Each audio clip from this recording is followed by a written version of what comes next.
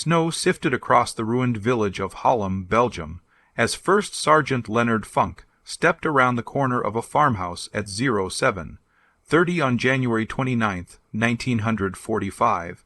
The Thompson submachine gun hung low in his hands, nearly as heavy as the man himself, 5'5", 140 pounds soaked in gear, 7 months of combat worn into his bones.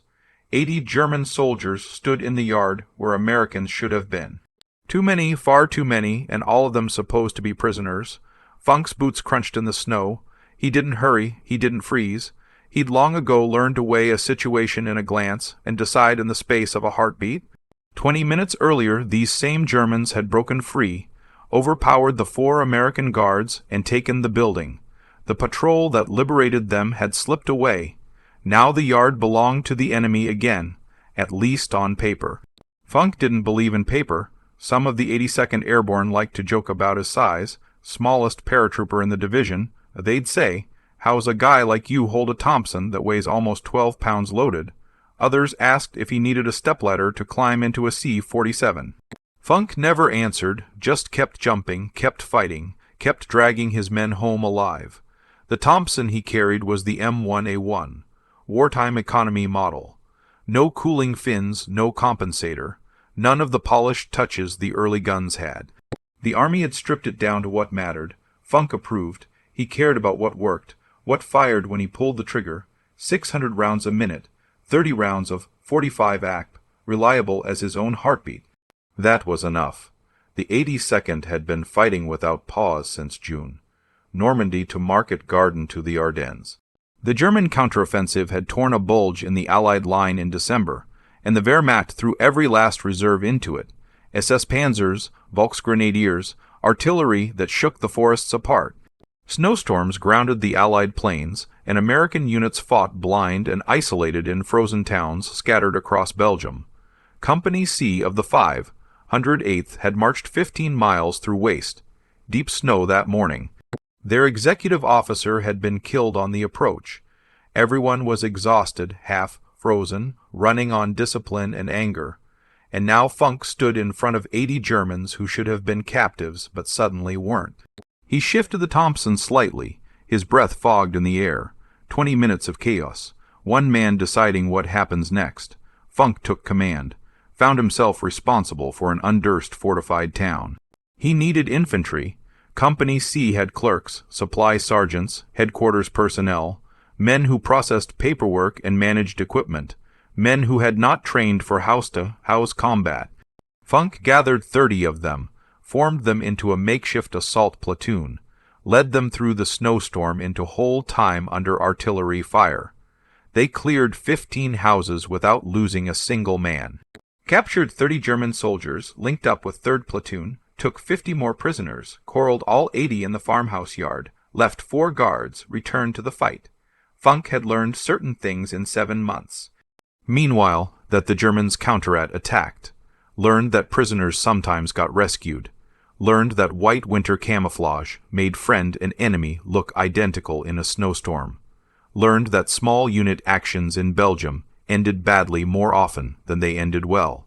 The guards had been overwhelmed by a German patrol wearing the same white capes as American paratroopers. The freed prisoners had rearmed themselves, organized quickly, begun preparing an attack on Company C from the rear. If they succeeded, the entire assault plan would collapse. The American forces would be caught between German units in the town and rearmed prisoners behind them. If you want to see how Funk's lightning-fast decision turned out, please hit that like button. It helps us share these forgotten stories with more people. Please subscribe if you haven't already. Back to Funk. Funk walked into the farmhouse yard at 07:30, saw men in American uniforms, assumed reinforcements had arrived, began to unsling his Thompson from his shoulder. Then he saw the faces, saw the weapons pointed at American guards sitting with hands behind their heads, understood the situation in the second before a German officer stepped forward and jammed a machine pistol into his stomach. The officer shouted something in German. Funk spoke no German, had never learned, never needed to. You didn't need to speak German to jump out of airplanes or clear houses or bring men home alive. The officer shouted again, louder, more insistent, gestured with the machine pistol, made the universal motion for surrender. Funk had heard about Malmedy, heard about the SS Panzer Division that had murdered 84 American prisoners 3 weeks earlier at the Bone Crossroads, heard about men lined up in a field and machine-gunned, heard about wounded soldiers shot in the head, heard about the bodies left in the snow. Company C knew those stories. Every man in the 82nd knew them. Funk looked at the German officer, looked at the 80-plus Germans behind him, looked at his 4 guards sitting in the snow, made a calculation that took less than 1 second. His Thompson held 30 rounds. The German officer stood 3 FT away. The other Germans stood clustered in the yard. His guards were unarmed but unharmed. Math that simple either worked or it didn't. He began to unsling the Thompson slowly, carefully, as if complying with the order to surrender. The German officer watched, relaxed slightly, believed the small American sergeant understood the situation, believed the threat was over. And in that moment when the officer's guard dropped by just 1 fraction of 1 second, Leonard Funk made his decision. The motion took 6 seconds, maybe less. Funk brought the Thompson up in one fluid arc, finger already on the trigger, muzzle coming into line with the German officer's chest. No hesitation, no warning, just movement trained into muscle memory through 7 months of combat and hundreds of hours on the range at Camp Blanding. The first burst caught the officer's center mass, 5 rounds, maybe 6. 45 caliber rounds traveling at 850 FT per second. The officer dropped. The machine pistol clattered on frozen ground. Funk was already pivoting, already firing, already screaming at the American guards to grab weapons and fight. The Thompson bucked in his hands, recoil pushed against his shoulder. Not heavy for a man his size. He had learned to control it, learned to fire in controlled bursts. 3 to 5 rounds, shift target. Fire again, the fundamentals drilled into every paratrooper. Aimed fire beats volume, but this was not a range. This was 80-plus Germans in a farmhouse yard at distances measured in feet, not yards. The Germans reacted. Some dropped, some reached for weapons, some tried to scatter, but they were packed together in the yard. Tight grouping. Perfect target for automatic fire. Funk worked the Thompson left to right. Methodical, efficient. The way you cleared a room, the way you suppressed an enemy position. 30 rounds in the magazine. He used them all in approximately 8 seconds. The 4 American guards moved, grabbed, dropped German weapons, rifles, submachine guns, joined the fight. 5 Americans against 80 Germans. Terrible odds. Except the Germans had been caught flat, had believed the fight was over, had dropped their guard for just long enough. The firefight lasted 45 seconds, maybe less. Sources would differ slightly on the exact duration, but every account agreed on the outcome. 21 Germans dead, 24 wounded, the rest surrendering for the second time that morning. 5 Americans standing, 0 casualties. Funk reloaded muscle memory, dropped the empty magazine, pulled a fresh one from his pouch, slammed it home, charged the bolt, ready to fire again if needed. But the fight was over. The Germans who could still move were putting their hands up. The wounded were calling for medics. The dead were scattered across snow that had been white 20 minutes earlier. One of the American guards said something. Funk did not record what. The moment passed into history without documentation. What mattered was the tactical situation. Company C had been seconds away from a rear attack. Now the threat was eliminated. The prisoners were secured again. The assault could continue. Funk detailed 6 guards this time, twice as many. Made sure they understood. Watch the tree line. Watch the approaches. Shoot first if anyone approaches wearing winter camouflage. No more mistakes. No more assumptions. Then he returned to the fight in whole time. The assault continued through the morning, house by house, room by room. The kind of fighting that consumed men and ammunition. The kind of fighting where small units operated independently because coordination was impossible. The kind of fighting the 82nd had been doing since Normandy. Company C took whole time by 1,300 hours, cleared the last German positions, secured the town. The Battle of the Bulge was winding down. The German offensive had failed, but individual actions like this one determined whether that failure came at acceptable cost or catastrophic loss. The story spread through the 82nd Airborne within hours. 5-5 Funk gunning down 21 Germans in under a minute. The smallest paratrooper in the division pulling off the kind of action that belonged in training films. Men who had joked about his size stopped joking. Men who had questioned whether he could handle the Thompson stopped questioning.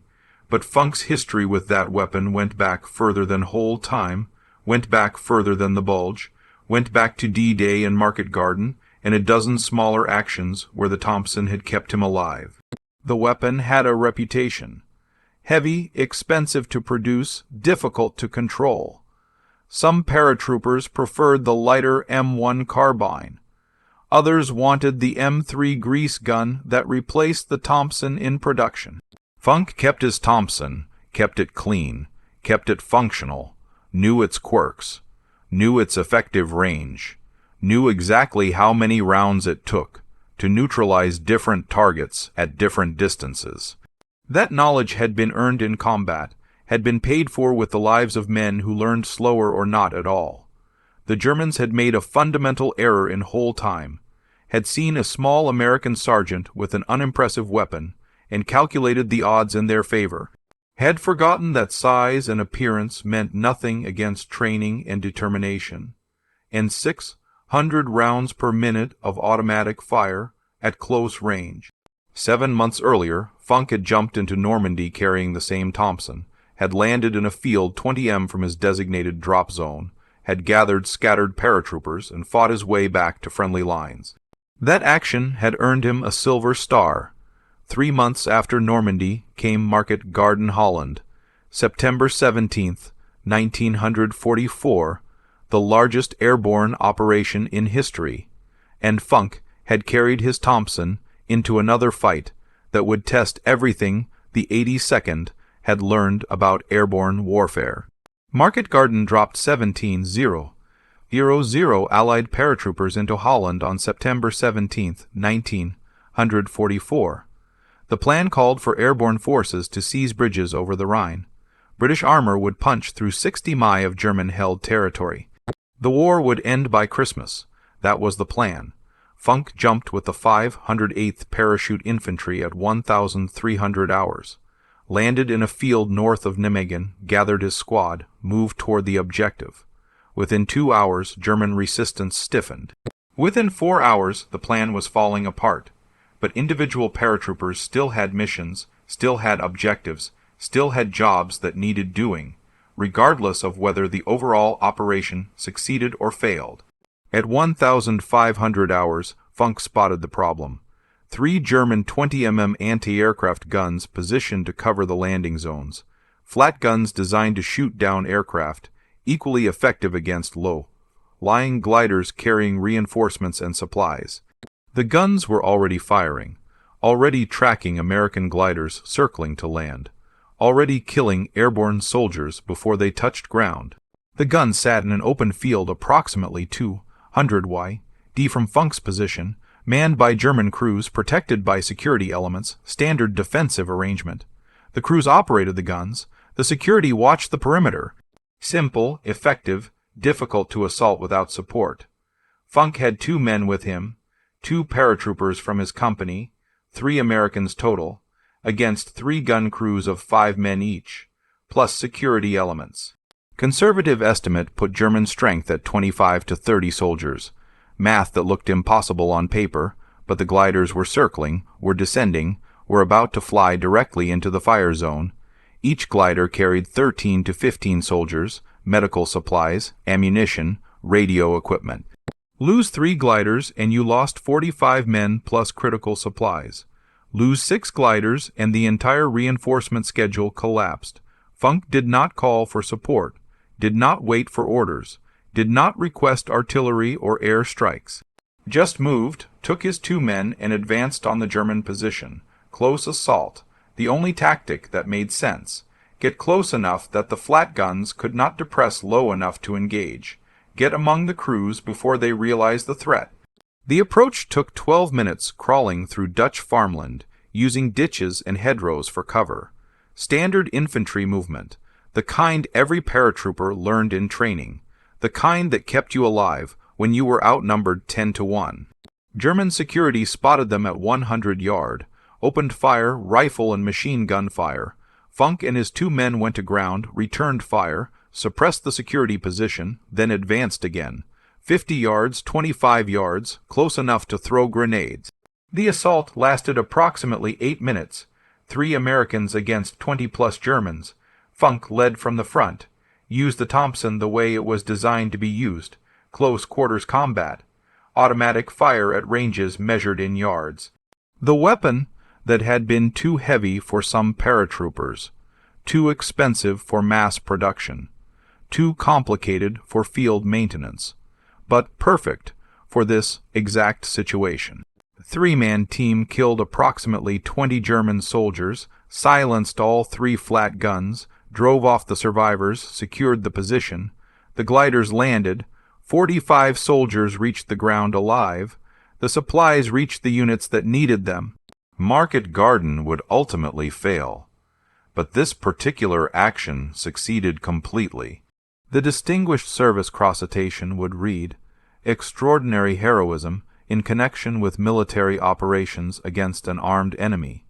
Initiative, outstanding bravery, strong personal leadership, despite overwhelming enemy superiority in both numbers and firepower." The citation did not mention that Funk weighed 140 lb, did not mention that he stood 5'5" in tall, did not mention the jokes about size or the questions about whether he could handle the Thompson. Just stated facts. 3 men, 20+ enemies. Mission accomplished. Between D-Day and hold time, Funk accumulated 7 months of combat. Normandy taught him how to survive. Market Garden taught him how to lead. The Bulge taught him what happened when you hesitated. Each action built on the previous one. Each mission refined the skills that would matter in the farmhouse yard on January 29th. The Thompson remained constant. Same weapon, same characteristics, same 10-12 lb weight that some men complained about. Funk never complained, just carried it, cleaned it, fired it when necessary. The weapon had kept him alive through 3 major campaigns, had killed German soldiers at Normandy, had silenced flat guns in Holland, would kill 21 more in Belgium.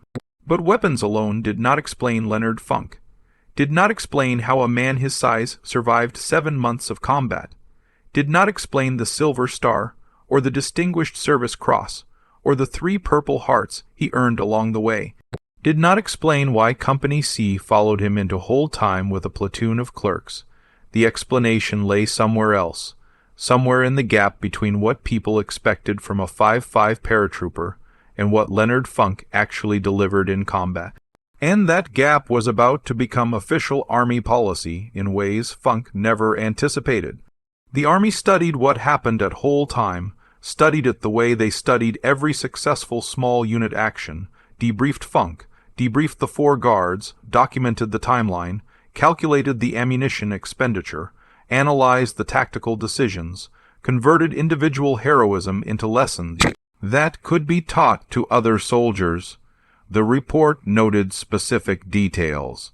Funk had fired 30 rounds in his initial burst, had reloaded under fire, had directed the 4 guards to arm themselves with captured weapons, had maintained fire discipline throughout the engagement, had assessed the tactical situation, and resumed the assault on hold time immediately after. Securing the prisoners, standard after-action documentation, the kind that filled filing cabinets at division headquarters, but one detail stood out. The report noted that Funk had pretended to surrender, had used deception as a tactical tool, had deliberately created the impression of compliance while preparing to attack. The German officer had believed the deception, had lowered his guard, had created the opening that made the entire action possible. Military doctrine in 1945 did not formally teach deception at the individual soldier level. Strategic deception existed. Operation Fortitude had convinced the Germans that D-Day would hit Kalaala instead of Normandy. Tactical deception existed. Units used camouflage and false radio traffic, but individual soldiers were not trained to fake surrender as an offensive tactic. Funk had improvised, had recognized that the German officer expected surrender, had used that expectation as a weapon. The technique was not unique to Funk. Other soldiers had done similar things in other battles. But this particular instance was documented, was analyzed, was added to the growing body of knowledge about what worked in close combat. The Medal of Honor recommendation moved through channels, company commander to battalion to regiment to division to corps to army. Each level reviewed the action, verified the facts, confirmed the witnesses. The process took months. Standard procedure. The medal was not awarded lightly. Required documentation, required verification, required evidence that the action met specific criteria. The criteria were clear: conspicuous gallantry, intrepidity at the risk of life, above and beyond the call of duty, actions that distinguished the soldier from his comrades. Funk's action at whole time met every requirement. 21 enemies killed, 24 wounded, vastly superior enemy force neutralized. Company C protected from rear attack. Entire assault plan preserved. But Funk did not wait for medals, did not wait for recognition, continued fighting. The 82nd Airborne pushed deeper into Germany through February and March, crossed the Rhine, advanced toward the Elbe River. Every advance meant more combat, more house clearings, more small unit actions, more nights sleeping in frozen fields, more mornings wondering if this would be the day the luck ran out. The Thompson stayed with him. Same weapon, same maintenance routine. Clean it every night. Check the action. Inspect the magazine spring. Oil the bolt. The routine never changed. The weapon never failed. Some soldiers treated their weapons as tools. Funk treated his Thompson as the single piece of equipment that determined whether he lived or died. By April 1945, the war in Europe was ending. German resistance collapsed.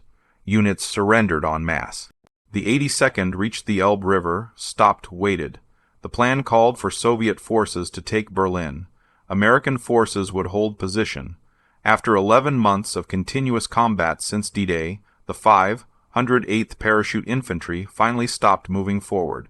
Funk had survived. 743 men from the 508th had not killed in action from Normandy to the Elbe. The casualty lists filled pages.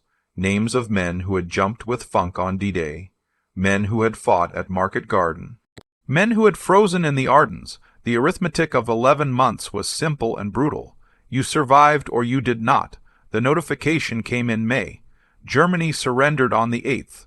1 week later, Funk received orders to report to Paris. The Medal of Honor ceremony would take place at Supreme Headquarters, Allied Expeditionary Force. General Eisenhower would present the medal personally. Standard procedure for such awards in the European theater.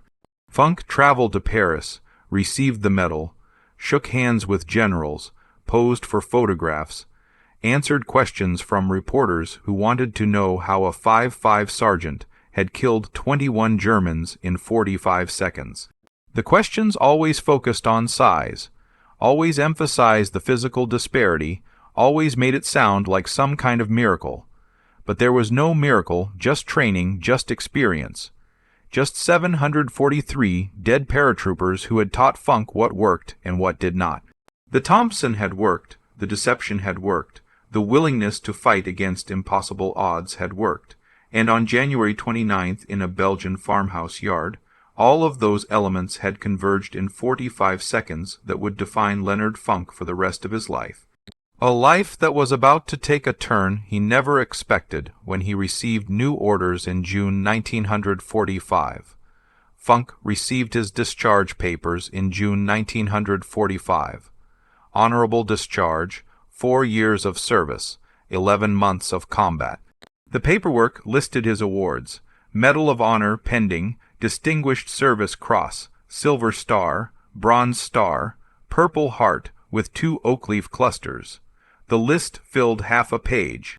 The discharge clerk who processed the paperwork looked at Funk, looked at the awards list, asked if there had been some kind of mistake. No mistake, just Leonard Funk going home. The formal Medal of Honor presentation happened on September 5, 1945. White House, Washington. President Harry Truman presiding. Funk stood in the East Room wearing his dress uniform, still 5'5" in tall, still 140 lb, still looked like someone had made a clerical error putting him in front of the President of the United States. Truman read the citation, detailed the action at whole time, 21 enemies killed, vastly superior force neutralized, Company C saved from rear attack. The language was formal, official, stripped of the chaos and violence that had filled those 45 seconds in Belgium. Made it sound planned, deliberate, like something from a training manual instead of improvised desperation in a farmhouse yard. Truman placed the medal around Funk's neck, shook his hand, reportedly said he would rather have the Medal of Honor than be President of the United States. Whether Truman actually said those words remains uncertain. The quote appears in some accounts, but not in official transcripts. What matters is that Truman understood what the medal represented, understood the gap between political leadership and combat leadership, understood that being president meant giving orders, while being a Medal of Honor recipient meant executing them under conditions where execution might mean death. Funk returned to Pennsylvania, to Braddock Township, to the same streets where he had grown up. The town organized a parade. Local officials gave speeches. Newspapers ran stories. The small-town kid who had become the most decorated paratrooper in American history. Standard homecoming narrative, the kind that played out in thousands of American towns in 1945 and 1946. But Funk did not fit the standard narrative, did not talk about the war, did not describe the combat, did not explain how he had killed 21 Germans or silenced 3 flat guns or survived 11 months when 743 men from his regiment had not just said, "Thank you," accepted the recognition, moved forward.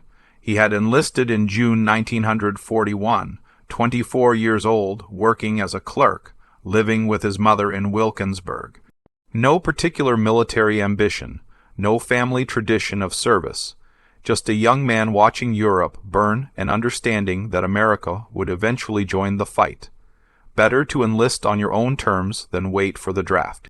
Basic training at Fort Mee, standard infantry instruction, then airborne school, Camp Landing, Florida, learning to jump out of perfectly functional aircraft, learning to assemble after landing scattered across miles of terrain, learning that airborne forces operated differently than regular infantry.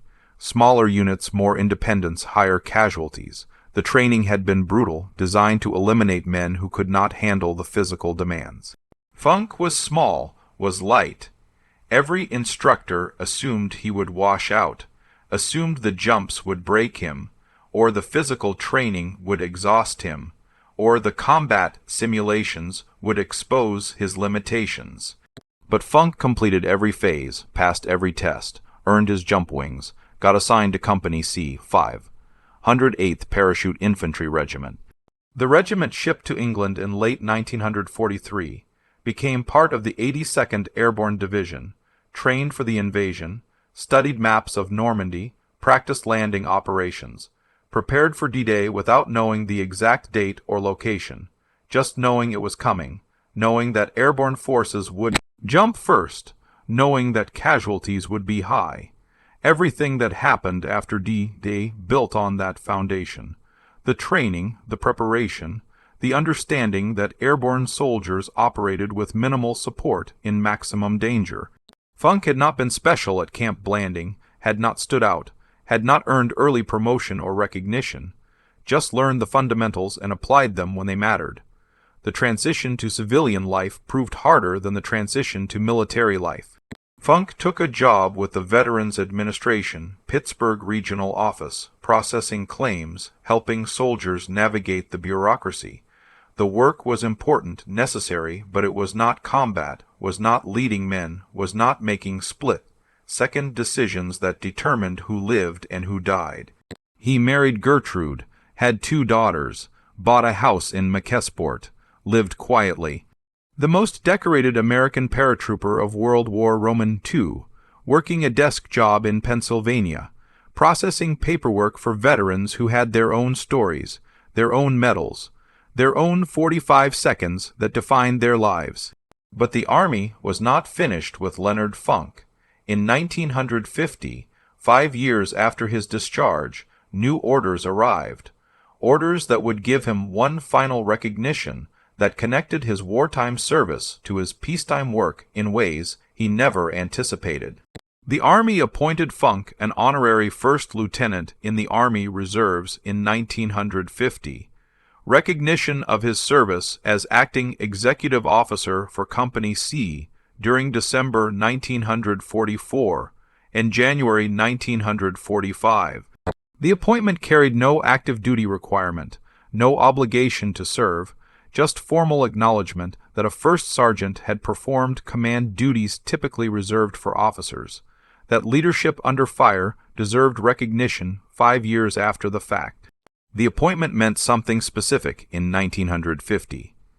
The military was restructuring after the demobilization, trying to retain institutional knowledge, trying to preserve the lessons learned in combat. Men like Funk represented that knowledge, represented what worked when doctrine met reality. The Army wanted that experience documented, preserved, available for the next war, because there would be a next war. Korea proved that in June 1950, American forces deployed again, fought again. The 82nd Airborne did not jump into Korea, did not repeat the airborne operations of World War II, but the lessons learned from Normandy to the ELB informed how American forces fought in 1950 and 1951. Funk stayed in Pittsburgh, stayed at the Veterans Administration. His work there mattered in ways combat never could. Veterans came to the office with questions, with problems, with injuries visible and invisible. They needed help navigating disability claims, needed assistance finding jobs, needed someone who understood what they had experienced. Funk understood, had jumped into Normandy, had fought through Market Garden, had frozen in the Ardens, had killed men at distances measured in feet, had watched friends die, had survived when survival seemed statistically impossible. That understanding meant everything to the veterans who walked through his door. The work was bureaucratic paperwork, forms, regulations, the same kind of administrative process that kept any large organization functioning. But each form represented a person. Each claim represented a life disrupted by service. Each decision determined whether a veteran received the support he had earned or got lost in the system. Funk advanced through the Veterans Administration, became division chief of the Pittsburgh Regional Office, supervised other administrators, made policy decisions. The small paratrooper, who had led clerks into combat at whole time, now led administrators in peacetime. Different mission, different stakes, but leadership remained consistent regardless of context. The decades passed. The 50s became the 60s. Vietnam replaced Korea. A new generation of veterans filed new claims, brought new problems. Different war, different wounds, but the fundamental job remained the same: help veterans navigate the bureaucracy, make sure they received what they had earned. Remember that behind every form was a person who had served. Funk retired from the Veterans Administration in 1972. 27 years of service, longer than his military career, more years processing claims than fighting Germans. The transition from combat to administration to retirement followed a path common to thousands of World War II veterans. Serve, survive, build a civilian life, grow old. But Funk remained unique in specific ways. The most decorated American paratrooper of World War II, the only living Medal of Honor recipient from the 82nd Airborne Division, who had served in that war. As other recipients died, Funk became increasingly rare, became a living connection to D-Day and Market Garden and the Bulge, became someone younger paratroopers wanted to meet, wanted to hear from, wanted to understand. He did not talk much about the war, did not give speeches, did not attend many military events, just lived quietly in Mackay Sport with Gertrude, raised his daughters, worked in the garden, watched the neighborhood change, watched America change, watched the world move further away from 1945 with each passing year. The 82nd Airborne remembered him, named a fitness facility at Fort Bragg after him, added his name to the division's Hall of Fame, recognized that Leonard Funk represented something specific about airborne warfare, about leadership, about what happened when ordinary men faced extraordinary circumstances and chose to fight instead of surrender. The Thompson that Funk had carried was long gone, turned in when he mustered out, sent to a depot, probably scrapped or sold a surplus. Millions of weapons produced during the war, most destroyed afterward. The specific Thompson that killed 21 Germans in 45 seconds was indistinguishable from thousands of others, just serial number in a ledger somewhere, but the action remained documented, verified, part of the official record. The Medal of Honor citation preserved the details. The after-action reports confirmed the timeline.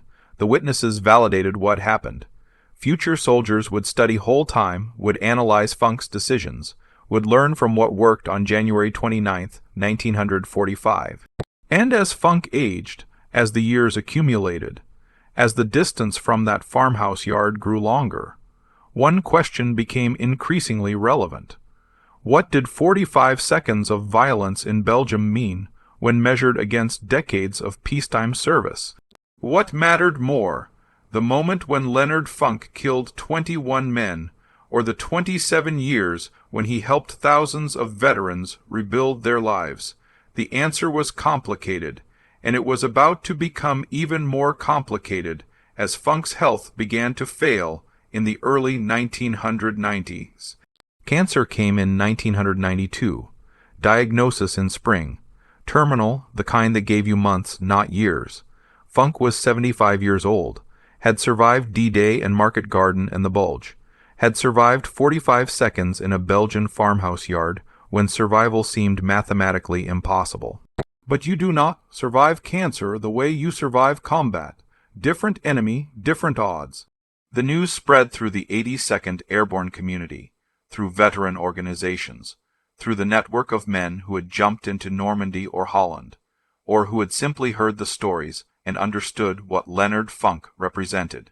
The last living Medal of Honor recipient from the 82nd Airborne Division, who had earned the medal in World War II. When Funk died, that particular connection to history would die with him. The statistics were clear by 1992. The 82nd Airborne had earned 5 Medals of Honor during World War II. Alvin York had earned his in World War I. 6 total Medals of Honor across both wars. 5 of the World War II recipients were already dead. York had died in 1964. That left Funk, one man, one living link to the division's combat history in Europe. The military keeps careful records of such things, tracks Medal of Honor recipients, documents their service, preserves their stories. The Congressional Medal of Honor Society maintains a database, lists every recipient, provides biographical details, notes date of death. As of 1992, 398 living Medal of Honor recipients remained from all American wars. World War II, Korea, Vietnam, peacetime actions. Funk was one of 398, but he was the only one from the 82nd Airborne who had jumped into Normandy. The numbers told a specific story. Approximately 16 million Americans had served in World War II. 464 Medals of Honor were awarded for actions in that war. Of those 464, fewer than 100 recipients remained alive in 1992. The mathematics of mortality were simple. Men who had been 25 in 1945 were 72 in 1992. Age and illness were claiming that generation at accelerating rates. Funk had outlived most of his Company C. The clerks who had followed him into whole time. The guards who had grabbed German weapons in the farmhouse yard. The other paratroopers who had jumped into Normandy on June 6, 1944. 743 men from the 508th Parachute Infantry had been killed in combat. Hundreds more had died in the decades since, disease, accidents, age. By 1992, the roster of survivors grew shorter every year. The 4 American guards from whole time were all dead by 1990. The men who had witnessed the 45 seconds that earned Funk his Medal of Honor. The men whose testimony had verified the action.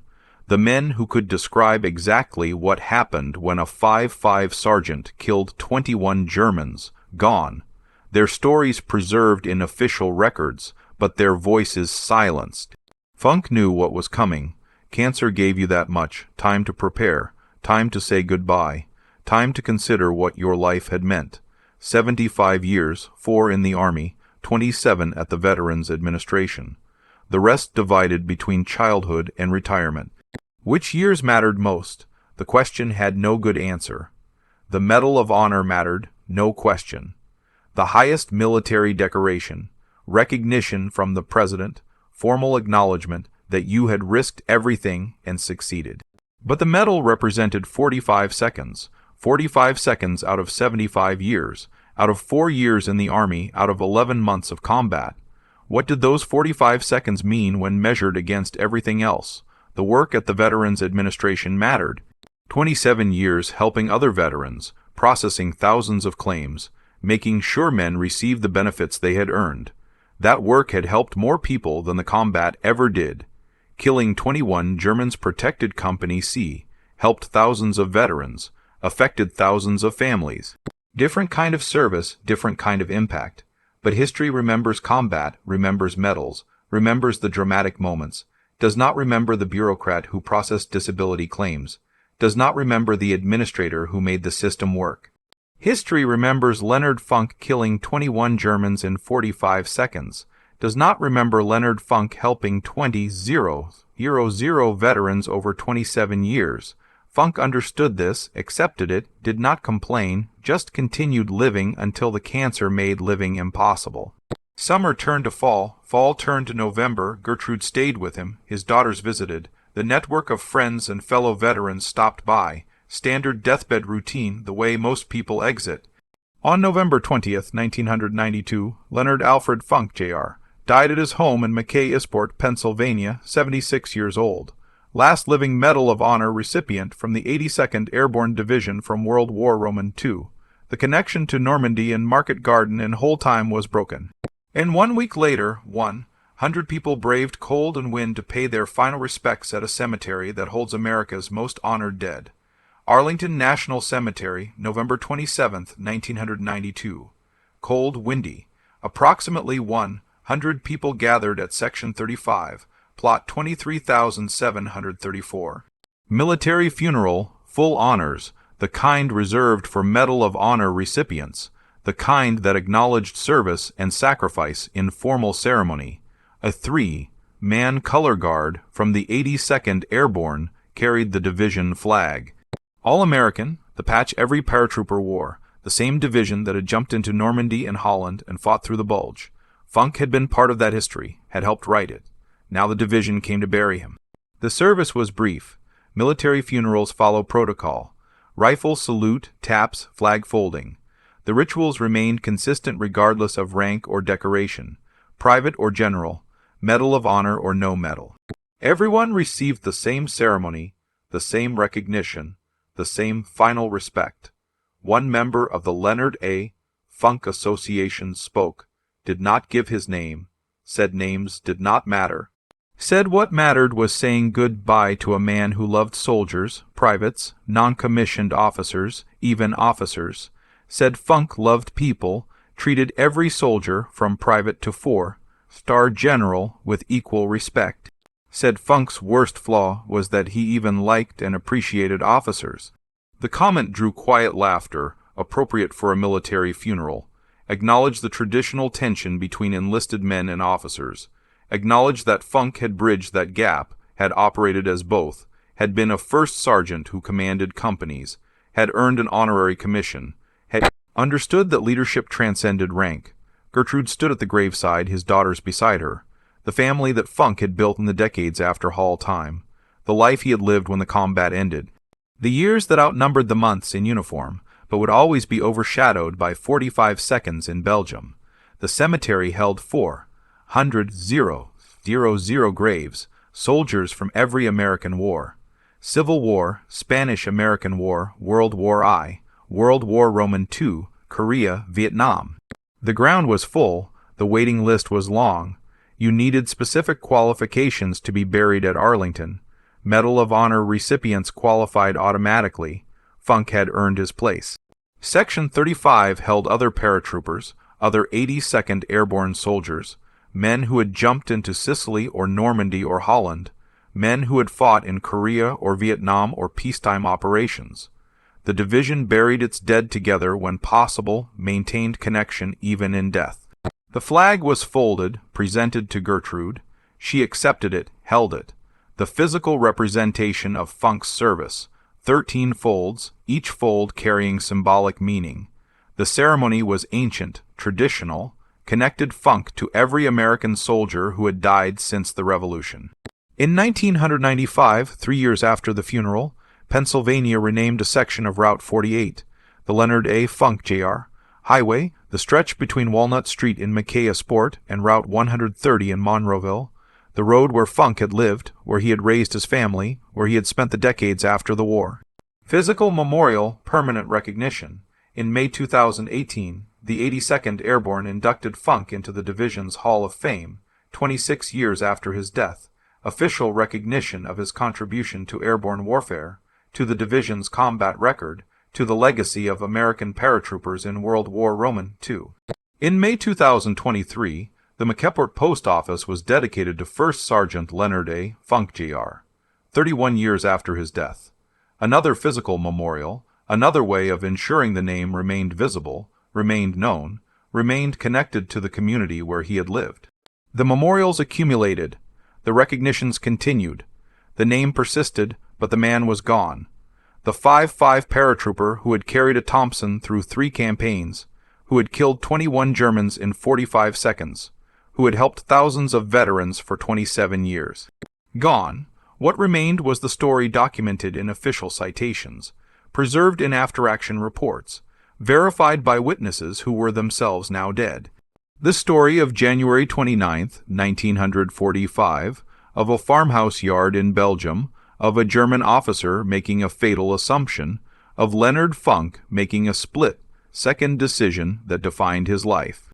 The story remained because it mattered, because it demonstrated something specific about combat, about leadership, about what happened when training meant crisis, about what separated soldiers who survived from soldiers who did not. The story was teachable, was analyzable, was useful for future soldiers facing similar situations. If this story moved you the way it moved us, do me a favor, hit that like button. Every single like tells YouTube to show this story to more people. Hit subscribe and turn on notifications. We're rescuing forgotten stories from dusty archives every single day. Stories about paratroopers who saved lives with Thompsons and split-second decisions. Real people, real heroism. Drop a comment right now and tell us where you're watching from. Are you watching from the United States, United Kingdom, Canada, Australia? Our community stretches across the entire world. You're not just a viewer. You're part of keeping these memories alive. Tell us your location. Tell us if someone in your family served. Just let us know you're here. Thank you for watching, and thank you for making sure Leonard Funk does not disappear into silence. These men deserve to be remembered, and you're helping make that